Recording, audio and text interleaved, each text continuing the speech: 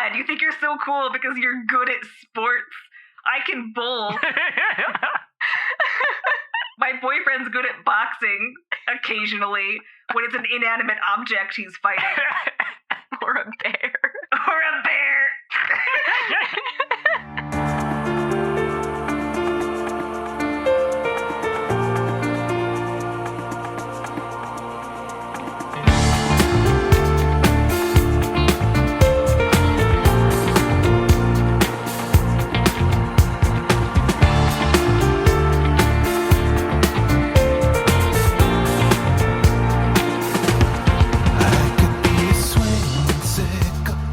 Welcome, everyone, to another very special episode of Quest Friends. For once, Kyle is not with us, and I'm definitely not panicking about all this newfound responsibility, even though I've run games in the past before. But that's fine. We're all here. Everything's great. And we are playing a new game today, Uneasy Lies Ahead by Adam Bell. You can buy this game over on itch.io, and I would definitely recommend checking it out because I personally like it a lot, and I'm hoping that my friends do as well, but we'll see how that goes. To start with, I'm just going to flip through my nightmare of screens. Oh god, this is going to be an absolute disaster. You have nobody to blame but yourself, Tom. Well, I have Kyle to blame but myself, because if I wasn't sharing my Zoom screen, this would be easy to switch between screens. I'm struggling to get out of Zoom is the problem.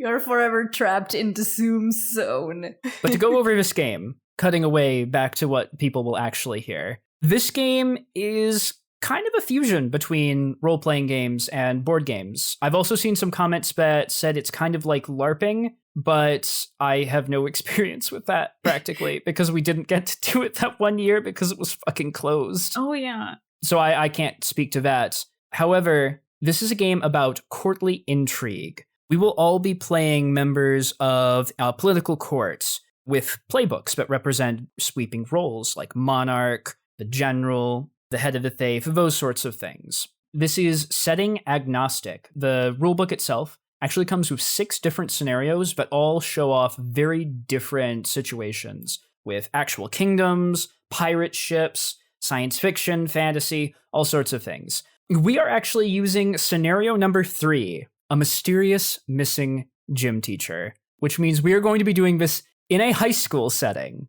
To start with, in case you are a new listener, since we are in between major campaign arcs, I think we should go around, introduce ourselves, and our main characters. We'll get into the minor character stuff later. There's no game master, so we will all be playing characters equally in this game, even though I'll sort of facilitate and teach people how to play as we go. To start with, I am Tom. He, him. Today, I will be playing Mercy O'Shaughnessy, who uses she, her pronouns. Let's start by going over our playbooks, actually. That'll be the easiest thing. I am playing the Seneschal. So I am the advisor of the court and represent the head of the nobility. In this case, that means I am the student council president of our school. Mercy is kind of drab. She's got straight black hair, about shoulder length, wears like glasses with very thick rims, and has this sort of like, the school doesn't require a uniform, but she looks as if she's wearing like a school uniform anyway, because she's that uptight about dressing nice. I'm Ari, she, her, and I'll be playing Robin Rivera, who is also she, her. I am the general. In this game, what that means is that I am the leader of a sports team, in this case, the soccer team of the school. Robin has dark auburn hair that's short, also kind of like shoulder length also, and it's usually in a ponytail, but it's so messy that it just looks like a little poof in the back when she has the ponytail on. She always has like the sports uniform or otherwise some sort of soccer related thing as a t-shirt or something like that. And I don't know, she has a lot of freckles as well. I'm Hallie. My pronouns are she, her, and I will be playing Reagan LaPerriere, who is also she, her. I'm using the Monarch playbook, which means I am, as you can probably guess, the head honcho. In this scenario, the senior class president. Reagan dresses in what you might call like glamour prep. Think of like Cher from Clueless. a lot of like the skirts and the jackets that match, and her hair is always like straight but flippy and like blown out immaculately. But in recent months, she has definitely been wearing ponytails a lot more than like well-styled hair, and sometimes she even comes to school in sweatpants. So she's been slipping a little bit as senior year continues, but on the whole, at least still preppy. She does a headband from time to time when she does the ponytail. I'm Emily. My pronouns are she and they, which is the first time I get to say that on a recording. And I'm playing Edgar Norman Smith, he, him. I'm playing the entertainer, and in this case, it is the head of the poetry club at school. Edgar, no, I didn't just look down to check if I had his name right.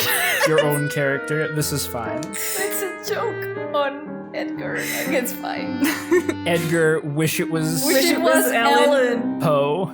Yes. Edgar dresses in the dark academia aesthetic, and I learned that that is also sort of, aesthetics are also a lifestyle, so he very much goes for that whole lifestyle. He carries like an old leather messenger bag and like hunches his shoulders to try to look brooding. I am picturing Daniel Dankovsky. Probably. It's the bag that really sells it. I think this has killed Hallie already. I regret this. You've played yourself. I have. And we haven't even begun the game. Shut up, Tom. I know what I'm about. So let's get into our scenario. A mysterious missing gym teacher.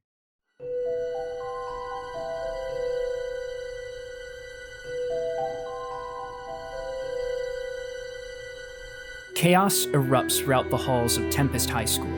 Mrs. Clark was blowing the whistle to call out some foul play during 3-zone end-zone dodgeball when she disappeared in a puff of smoke. Principal Fedorenko makes an announcement to the school that external authorities have forbidden anyone from entering or leaving the high school until a specialized team can investigate this mysterious disappearance. He and the other teachers are now holed up in the teacher's lounge, trying to establish a plan of action. In the meantime, the students are looking to the senior class president for leadership. Now, each scenario has a few questions that are asked to each of the playbooks to get you into the setting. So let's start here with the Monarch. Hallie, as senior class president, what do you do to rally the underclassmen behind your leadership? I think in this situation, I'd probably just do like some kind of PA announcement, like a really generic political one that's about unity and how we should all stick together and like it'll be fine in a few hours. Just think of this as like you're staying late for drama club or whatever it is you nerds do. Is that exactly how she phrases it? Yeah, probably. Like Reagan's out of here really soon. She's a senior. The amount of fucks that she gives is dwindling by the hour. Perfect. Moving on to myself, I guess, the Seneschal. As president of the student council, how are you applying the council's resources and influence after Mrs. Clark's disappearance? Are you supporting the Monarch?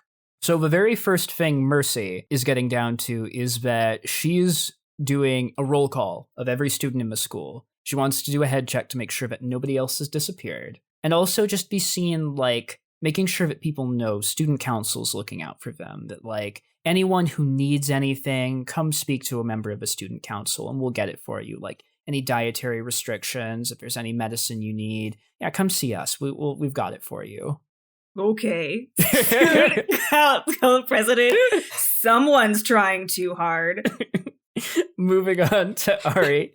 As captain of the most respected sports team in the school, which I believe was the soccer team for this campus. It is. What was it called again? The Chitterbats? The Chitterbats. That's the Tempest Chitterbats. Amazing. As captain of the most respected sports team in the school, how have you and your fellow athletes taken action during this crisis? I think we also have been making sure that people are in top shape for whatever is needed. So just, making sure that people are making a proper exercise and stuff like that so that they are just not just cramping and stuff in those really hard chairs in the school if they're bored. Just do a little, jumping jacks and stuff. All right, and finally, Emily, as the head of the school's slam poetry club, what have you been doing to keep spirits high among the students at the onset of the crisis? I have been going around with my teammates making up poetry about how they need to keep heart and be brave, and it's very helpful. All right. The next step is we need to determine our characters' starting relationships with one another. Let's start with the monarch, because that's the playbook I'm staring at right now. Okay. Who has been the most loyal to your throne? Regardless of whether this is actually true or not and what's on Mercy's agenda, she's really good at her job, and if she's really good at her job, she must support me doing my job as senior class president. So I'm gonna put Mercy in that first slot. Perfect. Who has impeded your rule the most? Oh man, I just can't tell sometimes if Edgar's poems are meant to be like, tear down the power, or if they're just bad. So I can't quite figure out if Edgar is just sulky, or if he's upset at something I, as senior class president, have done. The problem is the establishment, but also everyone else. Yeah, he says stuff like that all the time. And finally, who was your childhood friend turned rival? It's not my fault I'm not as good at soccer as I once was, Robin. God, you think you're so cool because you're good at sports. I can bowl. My boyfriend's good at boxing, occasionally, when it's an inanimate object he's fighting. Or a bear. Or a bear! I appreciate that our winning strategy is just going to be to incapacitate Hallie with random references of puns. Except she incapacitates herself. Yeah. She comes up with the idea and then just dies. I have done that myself. It's true. Also, but since we are in this train, would you also call Edgar Never Ever? I was saving that, Ari! I was saving it! I was saving that for a cutting insult at some point in the game! God! I was saving that! I'm glad I ruined your joke. You ruined the only thing I had up my sleeve! You ruined the only thing for me! Well, I'm putting antagonistic ×2 next to Robin. Oh my god. ×2! all right, so you had one alliance with me, one animosity with Emily, and then one alliance and animosity with Robin. Okay, Yeah. Perfect. Entertainer, you're the next playbook on the list here. Who has paid you to be sung about in a positive light? I may have been paid by some of the sports teams or different teams to write them hype poems. It always degraded after that because they were never very good. But maybe like the chant, how some I'm Yeah. just thinking like High School Musicals, like wildcats everywhere and stuff like that, and you just wrote the chants. You can write the chitter bats some dope chitter raps. This is going to be the entire night. oh, but yes. All right, one alliance with Robin. Next, who has attempted to have you silenced for a contemptible song? Well, let's see. We've got, what's the third one? The third one is who have you sung about the most truthfully? That's the +1 to each. Okay. I feel like someone is very concerned about keeping with the status quo and doing just a really good job in our student government. So I think that Mercy would be the one to be like, stop saying rude things. Yes, I embrace this. I've definitely tried to have you silenced. But in the most passive-aggressive way possible, like, it just seems that you haven't really filled out this form correctly for funding for this year. Your club could be canceled if you don't get this turned in time. When's the deadline? Oh, it's in 15 minutes. Please make sure you have everyone sign it. We have 2 members. That was how I was foiled. Mercy just assumed you were an actual club. And that means you've sung about our monarch, Reagan, most truthfully. Oh, I've been very truthful. And yet I still can't figure out what you mean. Because that was what I wrote next to animosity? I don't know. Well, what does it mean when someone writes very flowery poetry about how sometimes you come to school in sweatpants, and what does that tell us about the leadership? Is that perhaps a strength? They're fashionable sweatpants. Popping down to the general playbook. Ari, who helped you get your generalship?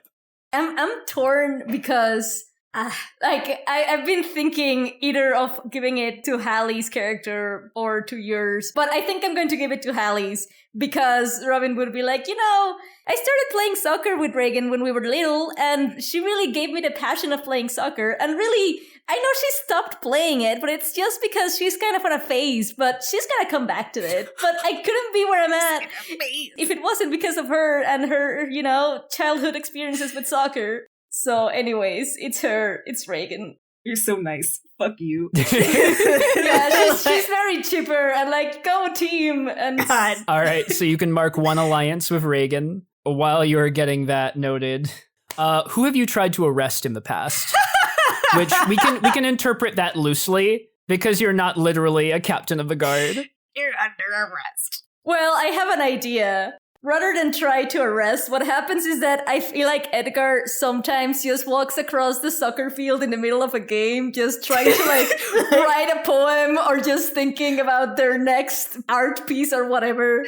And so Robin has been trying to be like, hey, we're in the middle of a game, we're gonna get hurt, get away from here. But then it's kind of been misinterpreted as like arresting, even though it's just taking them away from the soccer field. Get off our field. Get off our field in the middle of our game. You're gonna get hurt. The stars are bright tonight. I thought you were going to say, the team just kicked Edgar with soccer balls. Oh my god, no. I mean, maybe accidentally sometimes, but it was never on purpose.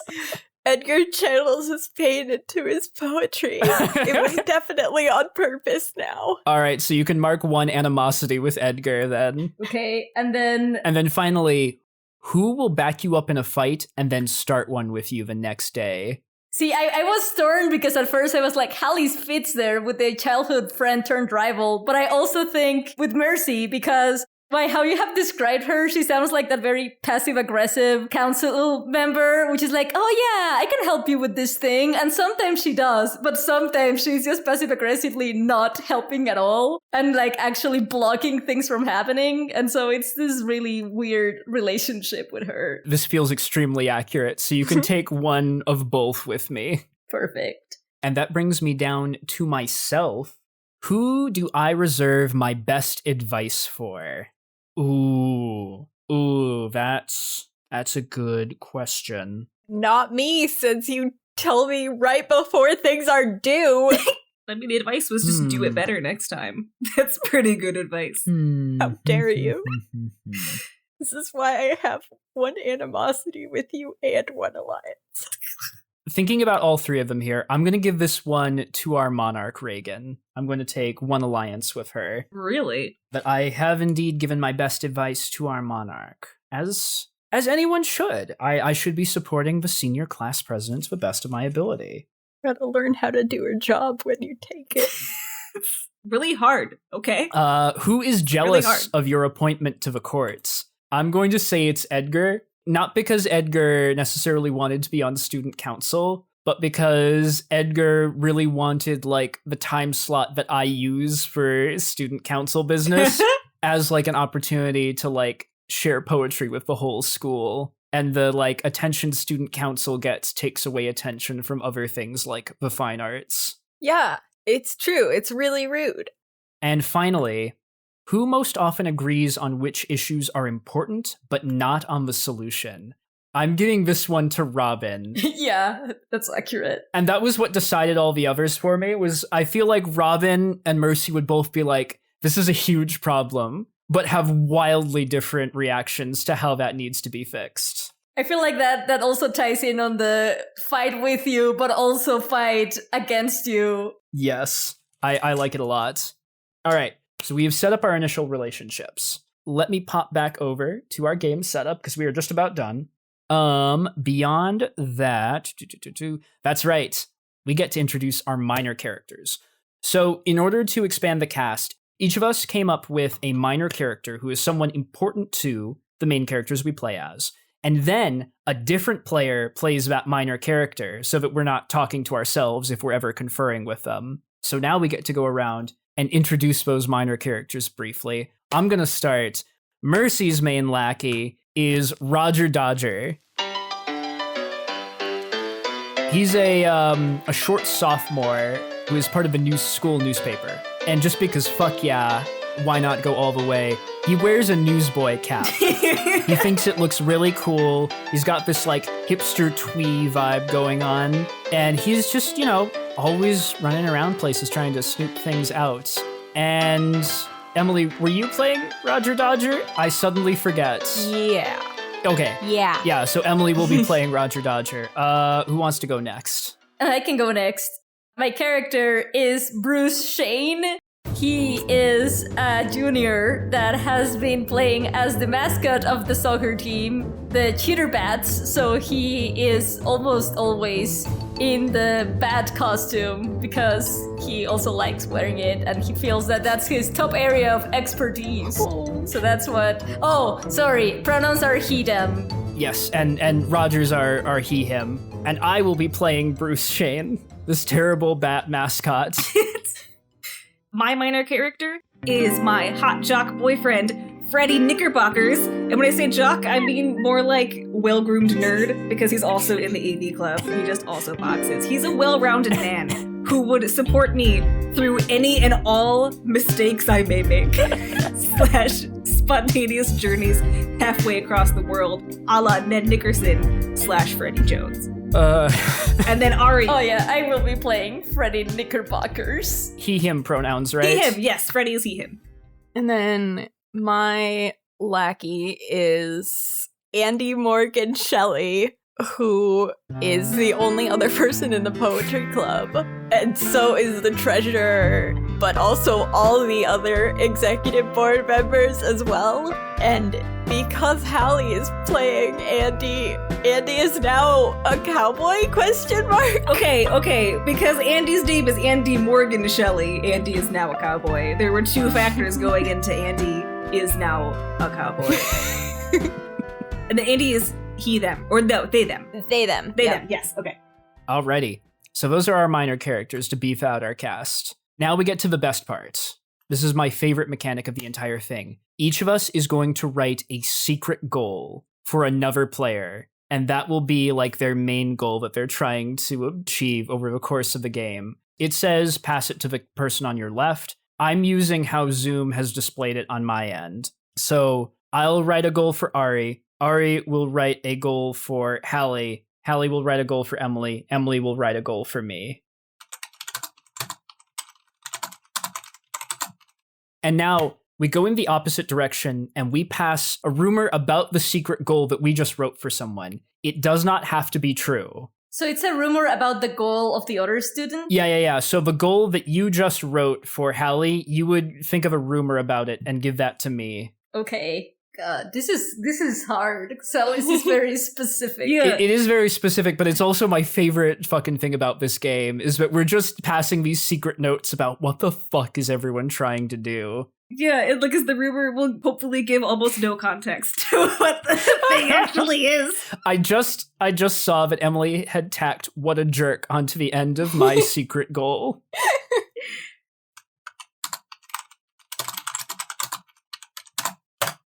Awesome. All right, did we all pass our rumors around? Yes. Yeah.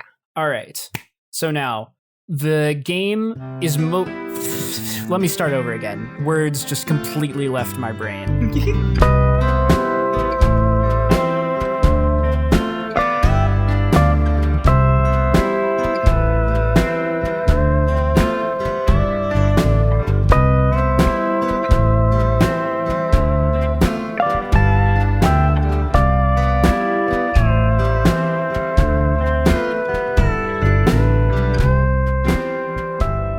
Hello, everybody. Welcome to the announcement break, this time featuring me, Tom. Hope everyone is enjoying the game thus far. As a quick reminder, our theme song is Liquid Nights and Disco Lights. by Miracle of Sound. We also have an NPC shoutout today. This is a perk anyone subscribed at the $5 level or above can get on our Patreon. Ari actually claimed this reward on the backer's behalf because he never claimed it himself. Take us away, Kyle. This is Jimmy Wynn of the Speedy Speed Boys, here to congratulate Dr. Peter Wynn on getting his doctorate. Dr. Peter's thesis was about snails. And while snails aren't as fast as the Speedy Speed Boys, they never give up, and that's what matters. Plus, his snails are venomous, and that's pretty cool. But also pretty dangerous. Which is why, if you're around them, you should make sure you have a doctor around. Like Dr. Peter Wynn! Congratulations again! Quest Friends also has a merch store now. We are selling mugs, sweatshirts, and t-shirts over at tpublic.com. There is also a link below in the description. And my sources are advising me that Kyle has actually made a trailer for our store. So once again, take it away, Kyle. Ah, the holidays. A time for friendship and family, and for many of us, gift giving. And while the festive season might be a little bit off yet, with the state of our supply chain this year, if you're going to get a gift for someone, you need to get it now. Like, now. Honestly, you probably should have gotten it like a few weeks. Now! Go! Luckily, if like me, you're now frantically searching for Christmas gifts, Quest Friends has got your back. Because we have just opened a merch store on tpublic.com. We've got Nest shirts, we've got Hopper shirts, we've got other Hopper shirts. And if your response to all of this is no, well, we've got a shirt for that too. What better way than to cozy up by the campfire in a giant hoodie of a man insisting that he knows how numbers work. And if shirts aren't your thing, we've also got mugs. We've got regular mugs. We've got travel mugs. Those are the only two kinds of mugs we have, but they're the only two we need because they're so damn effective. Why not enjoy a meal with a mug from everyone's favorite cooking assistant, Salad Raptor? Or, just take our logo and drink things from it in a mug, because we have mugs in addition to our shirts. In all seriousness, we've wanted to make merch for a while because it's fun to have those physical reminders of our show's characters, moments, and jokes. So if this is something that interests you, check out tpublic.com or just check the description below. We'd really like to make more merch, but we gotta check and see if this is something that folks would be interested in first. So check it out, and if one of the designs interests you, maybe add it to your cart. Finally, Uneasy Lies Ahead with Tom, Part 2, releases on Monday, December 6th.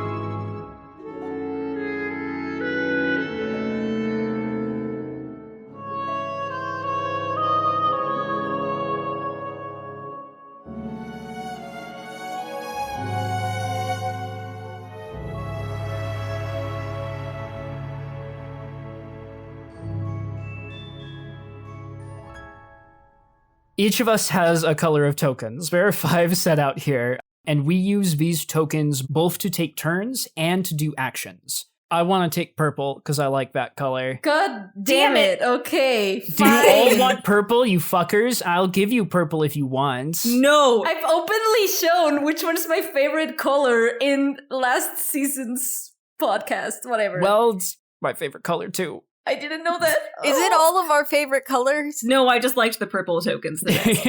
No, it's fine. I can have green. You don't want red? Shut up. I thought about it and I was like, no, I'm not going to say that I want red. I'll take red. Like the angsty tears of blood I cry at my own poetry. I want pink. Okay. So at the start of each round, we choose to put a certain number of our tokens into the bag. We shuffle it around, and then each turn, we draw a token from the bag, and whoever's color token is drawn, they get to take their turn, which means that player sets the next scene. Basically, you get to decide what the story is focusing on right now. And tokens are also what you spend to do actions if you ever do use a move. Whenever you make a move, you'll need to roll dice to see if you succeed, and you add dice to your roll by spending tokens. The player who is making a move, it's always 1 for 1. You spend 1 token, you add 1 die to roll. And then other players, it may potentially cost you more depending on how good your relationship is with the character. You have to be careful because you only have a certain number of tokens per round, and once you run out, your character can still do things, like you can still interact in scenes, but you don't have power to get things done mechanically. But what you're saying is that you picked a system where there are things we can hoard. Yeah, what if I never want to use any of my tokens? Well, the game will move pretty quickly in that case, but also the game will punish you, because at the end of a round, any tokens that are sitting in your active pool go to your spent pool if you didn't use them. Ooh. Oh. But to start with, I'm gonna put all the shit in the bag. Fuck you, get in that bag. How dare you slide off of it. Anyway, you all have 9 tokens. How many do you want to put into the bag for this first round? Is putting 5 too much? No, that makes perfect sense to me. Like, we're also dealing with smaller numbers than normal because I cut down on tokens to make sure the game would not go too long because, oh my god, we're already like over an hour in and we already did some of the prep ahead of time. All right, how many tokens does everyone else want to stick in? I'm going to put 4 in. 4. I think 4? All right. I was waffling between 4 and 5, but then I didn't want to copy Ari, so I said 4, and then it looked like I was copying Tom. So now I shake this bag to shuffle it. Whee! I'm really fond of Tabletop Simulator, getting back into it. It's very fun. Give it a little shake. Yeah, it's cute. Oh, right. I was going to leave one of my tokens out to, like, make myself go first, but we're just going to assume I was going to put in 5 instead. And here it is, my first token. As a reminder, the teachers are all holed up in the teacher's lounge. The gym is off limits. No one is allowed to leave the school, per the authorities. So, our first scene, I'm going to make a new location for. I'm going to say it is the, like, school theater area, which is, like, a smaller, shittier gym, essentially. Because we can't use our normal gymatorium because it's sealed off. A meeting has been called for all of the students in the theater room. And I'm going to say that all 4 of our main characters are present here. My idea is that this is like backstage before anyone goes out in front of the students. And I'm assuming the 4 of us just happen to be here as a matter of being people who know things. Well connected. And Mercy is just pacing back and forth nervously, like twiddling like a piece of hair in between her fingers, like, oh no, this won't do at all. Madam President, we simply have to let people know that things are going to be okay. I've just been speaking to a lot of students, and I'm not really sure the student body feels safe right now, and very understandably. Oh, did they not hear the PA announcement that went on earlier? Because I can't do anything about that if they didn't. I believe everyone has heard the PA announcement, but I think we just need to be making a stronger show of leadership here. For some reason, I just was not able to convince any of the faculty to come out, even though I asked very politely. Maybe it's because they're busy doing important things. Oh, I hadn't realized you were invited to this, Edgar. I wasn't. I'm never invited. But I'm always here. Look, I'm just saying that we just don't know how long we're going to be stuck here or what all of this is going to entail. So we just need to be sure that we stay on top of situations before they develop. I just want to make sure that we're keeping tabs on everyone. If I can maybe interject here. Hi, I think Reagan did a wonderful speech over the speaker, but I also have some sort of, influence, at least with my teammates. So if you want another person to maybe give a short speech about it, to, pep the morale and everything like I do at the pep rallies, I can make sure to do that too. Solve the situation together in teamwork style. Oh, well, I mean, if we're volunteering to perform for the entire student body, this is something that I have been pushing for a long time. No one wants to see that, Edgar. Not right now. Wow! Maybe you can try and write another song like you do for our team spirit song. They have been good most of the time. I mean, we have to rewrite them a little bit sometimes, but they're usually pretty good. Maybe you can think about, writing one really quick. You have watered down my artistic integrity every single time. I fear we may be drifting a little bit off course here. I personally think Robin's suggestion is a strong one. We want to make sure that we're making a display of unity, that all of the clubs and the student body is in harmony on this, that there are no problems. I just want to point out that's exactly what I said over the PA earlier. Of course, Madam President. So... But also, we may need to set some ground rules for the students to make sure that nobody is getting where they shouldn't be.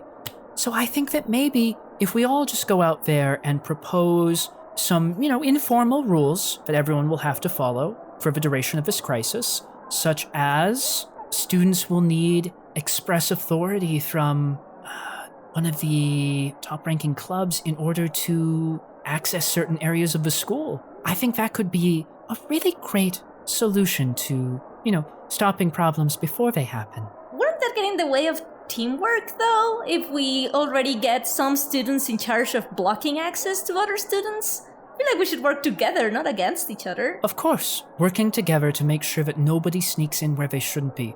We don't want students getting hurt, going into the gym, or trying to break into the offices and cause some mischief with school records. Well, I personally think there should be some sort of clue as to what's going on in the gym, so I wouldn't personally be opposed to going there and look at some stuff. That's why I think blocking access might not be the best idea.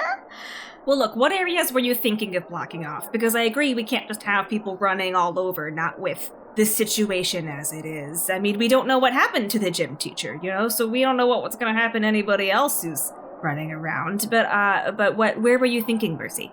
Well, for now, I was thinking, what if we make sure that, we reiterate, no one can go to the gym, no one can access the sports equipment rooms nearby, we don't want people going out onto the grounds because we don't want people sneaking away from the school, and then we don't want anyone approaching the administrative offices. Those areas specifically seem like the places that we should be keeping tabs on, and I think our clubs are the most organized. She gives some side-eye to Edgar. The most organized with which to do such a thing. What? Yeah, Edgar, can you stop your friend Andy from doing any of that? I feel like that was maybe a dig, but also no. All right, this may not work as we planned, Mercy. What were you saying, Robin? Oh, well, I was saying that me and my team could be in charge of guarding the gym if we're volunteering for guarding certain areas. Well, well, why should you guard the gym? Because she's on the soccer team. She's there all the time. Yeah, I know that area pretty well. Well, I know, but I was just thinking that maybe, if we're all going to be branching out and growing into our own in the fiery furnace pressure of the crisis that we are in, poetry, then maybe we should branch out from our respective areas of expertise. Personally, I think that Robin should be nowhere near the gym for no reason in particular, and I should be there. Well, That's a rather suspicious thing to say, Edgar, but I think we're getting a little bit off topic. And I'm actually going to cut in to do something mechanical, because this debate should be resolved by a move. And I'm going to use a basic move here, propose a law. There are two concepts that we are going to be adding things to over the course of the game, and those are laws and public opinions. Laws are, as it seems, the things that we set up as rules as the members of the student body. And if people infract upon those, some characters have the power to arrest people over them. how we choose to flavor this in game is up to us. It's a crisis situation, so who knows what may happen. But the Monarch in particular has moves related to like what happens when people don't follow the laws and how the laws get made. The other is public opinions. That just shows what's going on in the student body, which very much exists and may overthrow us if we aren't careful. And so this is one of our basic moves. I'm just trying to read the description out here. Oh, sorry, it's called Propose a Decree. When you navigate the movements of a court and advise a new policy, describe the law you want to enact and roll. On a success, the law goes into place, but the monarch gets to add an addendum to it, a simple phrase with a but or and on a failure, the monarch gets +1 animosity on you for trying to step on their toes. So it's a bit dangerous, but you know, I'll see how this goes. The law that Mercy is describing would be phrased in our law book, because I've got a little section in Tabletop Simulator where I can actually write in the laws of public opinions. It would be phrased as the ruling student clubs would restrict access to the gym, equipment rooms, grounds, and administrative offices to the general student body. And so, because I have made a move, all of us as players, out of character, need to vote whether we would like my law to succeed or fail. Mm-hmm. So on the count of 3, we will either do a thumbs up or thumbs down. Okay. 3, 2, 1. All right. So that's 1. Because I'm not one of those clubs. Technically you are. I mean, the way that I'm flavoring it is nobody cares enough to tell them no. Okay, never mind. I know you want to change your vote, but I'm going to keep that as a no just for a teaching moment. The number of votes no +1 is the difficulty for the roll. So this would be difficulty 2. And that means when we roll dice, we need at least 2 unique numbers. So the numbers we roll don't matter, low or high. We just need to have unique numbers. Okay. This is so weird. This is very complicated, but I like it doesn't matter if they're low or high. That makes me happy. Yeah, Hallie really likes that. I've just made Hallie's fucking day. You fucking have. Can't wait to roll some dice. I almost said a bad swear. Just roll some fucking dice. Congrats to me. So then, any players who voted yes can contribute dice to succeed, and then any players who voted no can contribute dice to make it fail. And basically, if there's an opposing die and it rolls a number, it cancels out that number from the helping dice. So the bad dice cancel out the good dice, and then if there are enough unique numbers left over, it succeeds, otherwise it fails. Does anyone else want to contribute a die? yeah, I can contribute to succeed. I want to spend a token to try to make you fail. All right, so that's an evil die. Do you want to roll a die yourself, or do you want me to roll that die in-game? You can go ahead and roll it. I'm rolling mine. Okay. I rolled a 1. That's fine, that's good. But it doesn't matter. I rolled a 5 exactly, and then time to roll the opposing die. As long as it's not a 5 or a 1, we succeed. Hey! It's a 3. All right, so the law passes, and it goes into effect. What a waste. So who... right, I'm the only one in game, so I will draw and determine who is next. Hey, it's Emily! Oh, it's me. Oh, no. So you get to set a scene. Soonish after, we have not all split off yet, but I am very comfortable because we are in my domain, the poetry hallway, walking down it to get to actual places. God. What? Oh, nothing. That feels like something to me. It feels like the fiery pit of rage lava in my stomach will burst forth like a phoenix.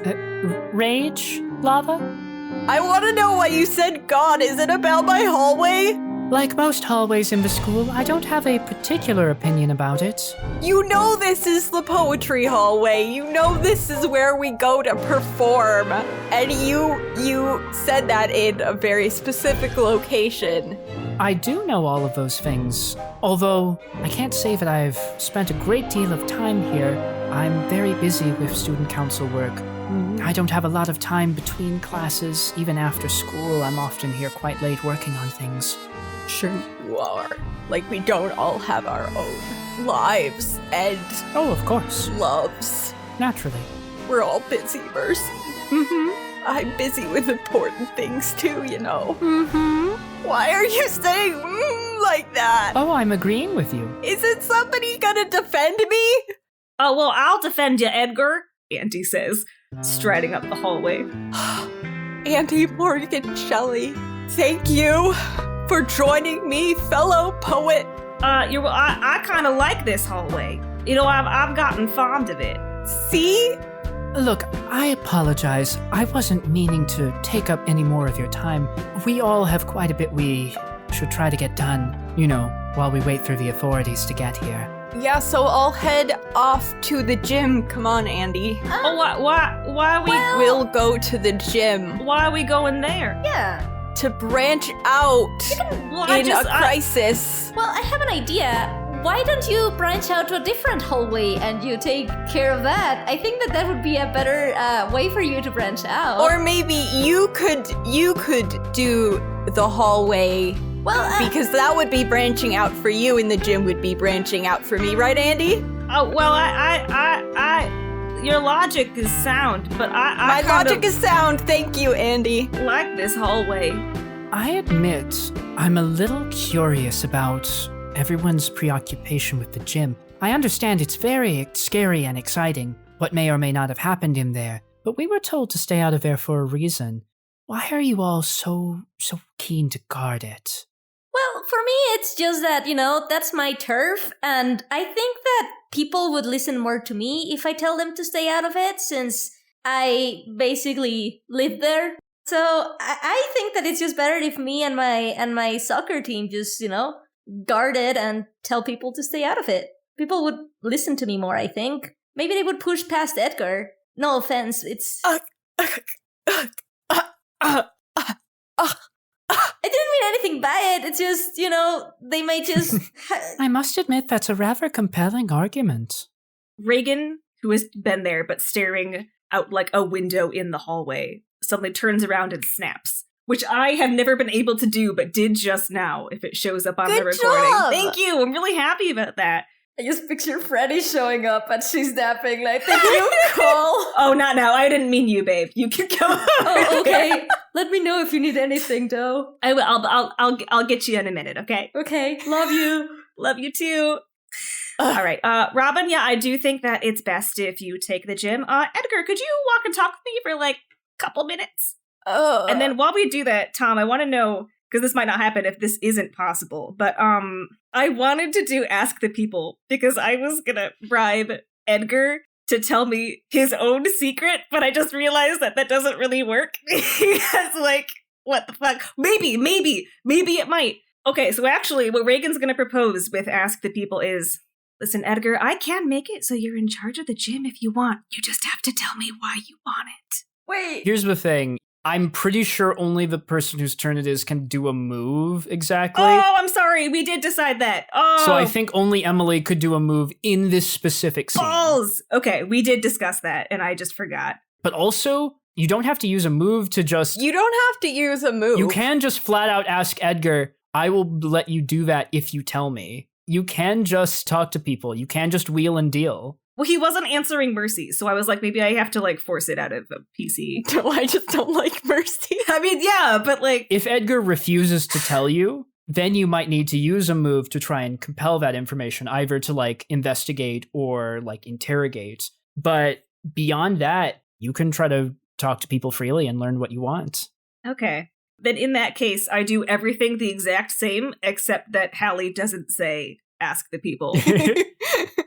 I imagine that I would have pulled you aside a little bit. Mercy's probably trying to eavesdrop, but, like, Reagan is, like... Just in the background, looking over, like, Yeah, like, but, like, I'm looking back every so often and, like, flipping my hair in, like, a power move type of a chill out, I've got this kind of a way. It's not super aggressive, it's just, like, hold your horses. Edgar will hold up one finger and turn back to Andy. Andy Morgan Shelley, my poet compatriot.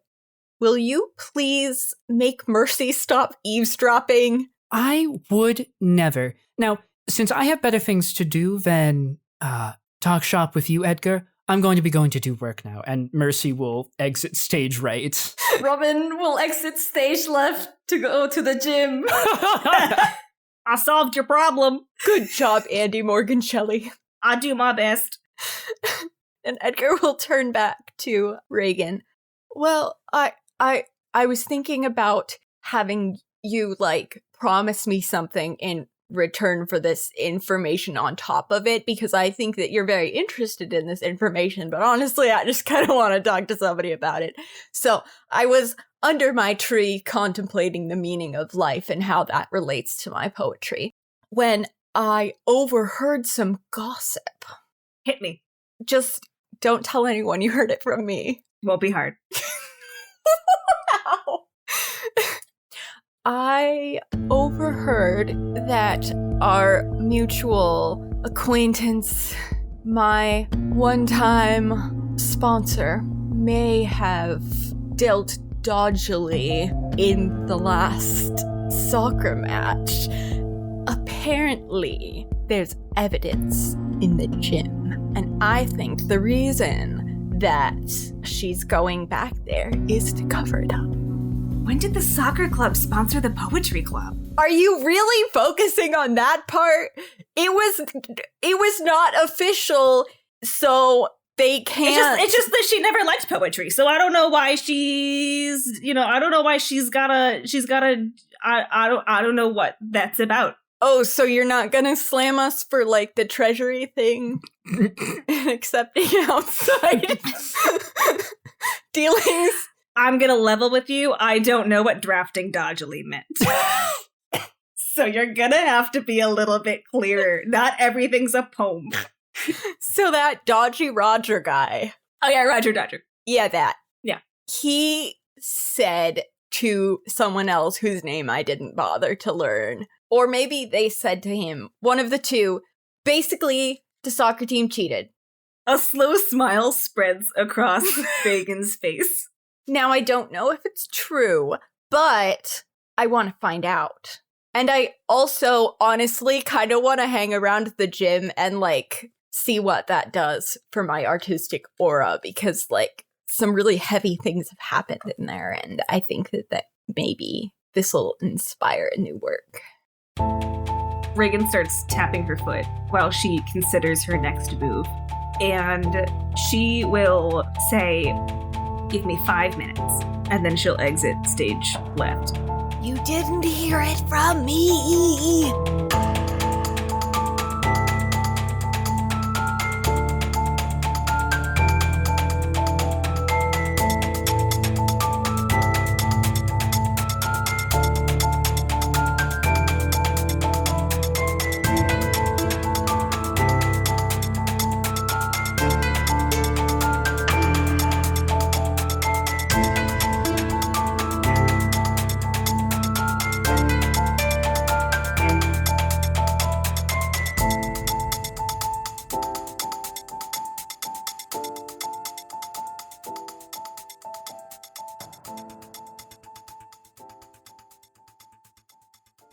I'm never invited. Never, never, ever, never invited.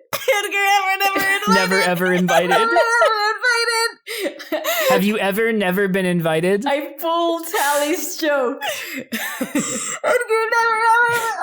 I pulled Tally's Scene joke. destroyed.